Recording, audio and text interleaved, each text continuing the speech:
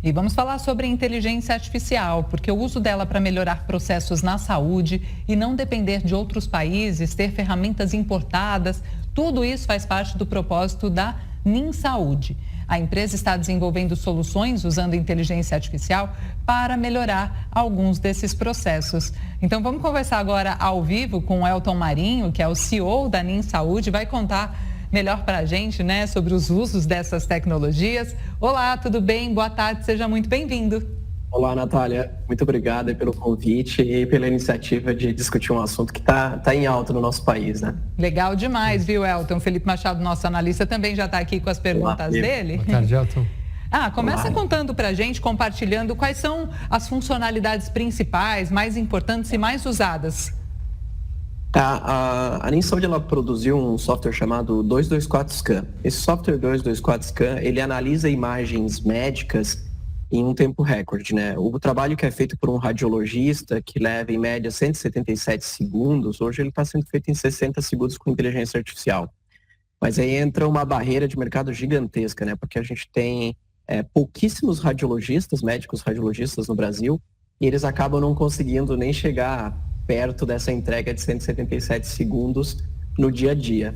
Então, no dia a dia, a gente vê hospitais públicos acumulando laudos em 5 dias, entregando um laudo eletivo, às vezes 3 horas durante a madrugada, que são laudos que têm uma urgência, né? O paciente aguarda por isso. Então, como existe uma falta de médico radiologista, então eles acabam tendo muita dificuldade de fazer laudos, né? E isso não é só um padrão aqui no Brasil, mas é um padrão ao redor do mundo, né? A gente vê uma dificuldade muito grande de preencher essas vagas de médico radiologista no sul da Ásia, por exemplo, onde tem uma população de 200 milhões de habitantes e só 2.000 radiologistas. Aqui no Brasil a gente tem estados, por exemplo, como o Pará, tem apenas 199 radiologistas. Então é muito difícil a gente preencher todas essas vagas e o único caminho é a própria tecnologia, né? Então foi onde a gente lançou o 224Scan, que é uma inteligência artificial brasileira, 100% brasileira, desenvolvida em Santa Catarina, onde a gente constrói modelos de imagens para detecção de pneumonia, de hérnia, de AVC, de câncer de mama, câncer de próstata.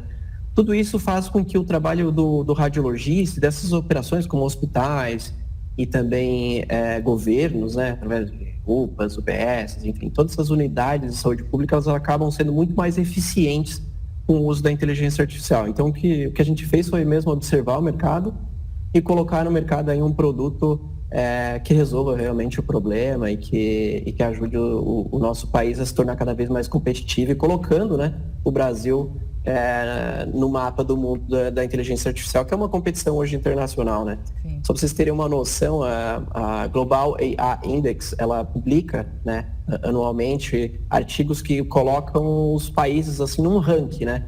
E o Brasil ele está em 35º lugar hoje na implementação de IAs, né? Mas ele está em 21º em criação de talentos. Então, aí vem uma queixa, né, de todo mundo, é que esses talentos eles estão indo para fora do país, né? Outros países estão se tornando mais interessantes e atraindo cada vez mais talentos. Eu não falo só de engenharia de computação, mas de qualquer tipo de ciência, qualquer tipo de tecnologia e inovação, né? Então, tem muito que se aprender ainda sobre a inteligência artificial no Brasil e a gente exige muito ainda dos governantes, né, mais incentivos e mais investimentos em aplicações assim como o 224Scan.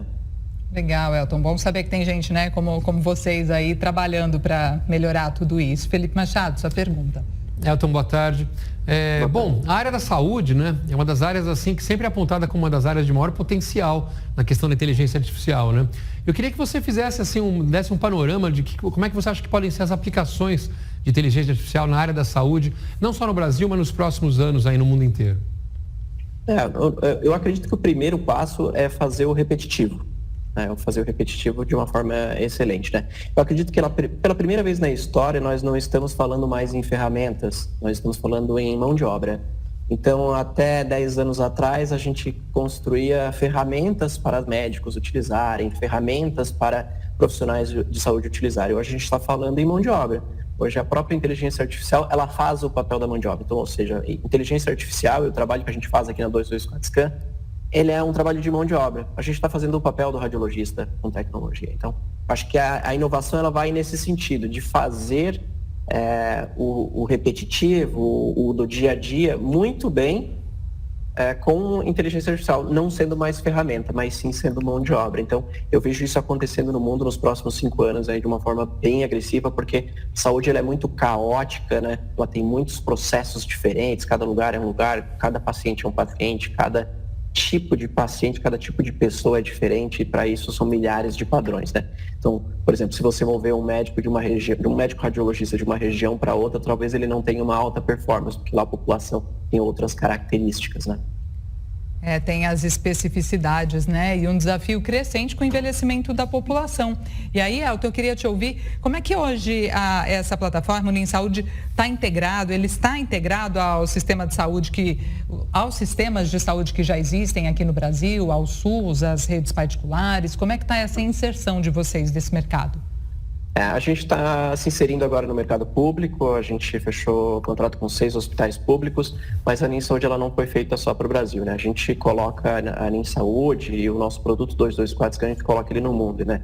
Então a gente construiu uma plataforma em 14 idiomas e distribuída em 6 regiões do globo, né? Então a gente tem servidores em Taiwan, Singapura, Austrália, Londres, Carolina do Sul e São Paulo também. Então a gente faz isso já para o mundo, já desde o primeiro dia, né? Então, hoje a gente começa, né, com esses ensaios aqui no Brasil, porque a gente tem uma característica aqui no Brasil muito boa, né? A gente tem uma mescla de pessoas diferentes, né? O Brasil tem essa característica diferente por exemplo, para países como a Alemanha, onde você tem uma característica mais... não tem tantas etnias e tantas formas de analisar, né? Então, o Brasil... O Brasil ele acaba tendo uma diversidade tão grande que isso ajuda a calibrar algoritmos para você poder atender qualquer lugar do mundo, né? E é exatamente esse ensaio que a gente está fazendo aqui hoje. Legal, já começaram escalando, Felipe. Elton, eu queria falar justamente de escalar. Esse sistema de vocês, que parece ser muito legal, ele é aplicado à radiologia, como você disse. Eu queria saber qual que é a possibilidade dele se expandir para outros exames de imagens e se vocês têm isso no horizonte aí. A gente entende que o nosso trabalho ele vai ser, né, nessa primeira fase, né, a gente vai cuidar de raio-x, tomografia computadorizada, ressonância magnética, mas o grande diferencial mesmo é o raio-x porque ele é o primeiro exame em qualquer lugar, né? Antes de você ir para uma ressonância, para uma tomografia, você faz um raio-x antes.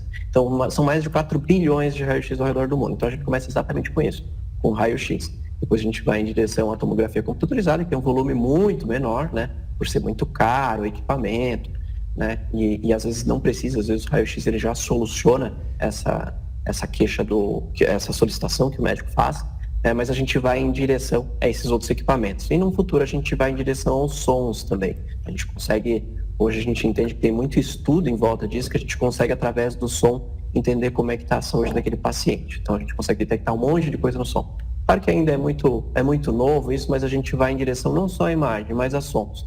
E, de novo, também fazendo essa pegada não de ferramentaria, mas de mão de obra, né? De que a gente consiga atender vários locais do globo, principalmente regiões rurais, onde carece de profissionais de saúde e médicos, né?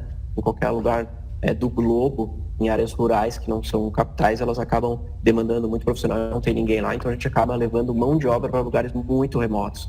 Isso é muito bacana.